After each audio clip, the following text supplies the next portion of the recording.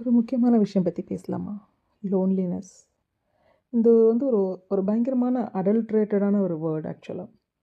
இத வந்து ஒரு கிட்டத்தட்ட ஒரு நோய் மாதிரியே நம்ம வந்து பார்க்க ஆரம்பிச்சுட்டோம். ஆனா, ஒரு ஒரு டிஃப்ரெண்ட்டான பெர்ஸ்பெக்டிவ்ல பார்க்கலாமே!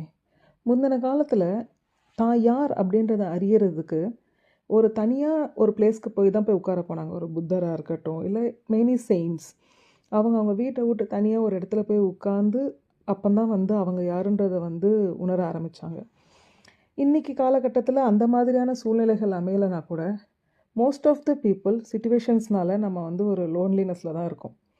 அப்போ இந்த தனிமையான இந்த டைம்ல வந்து we can try to find out what is our strength, what is our weakness, நம்ம யாரு அப்படின்றத வந்து தெரிஞ்சுக்கிறதுக்கு வந்து யூஸ் பண்ணலாம்.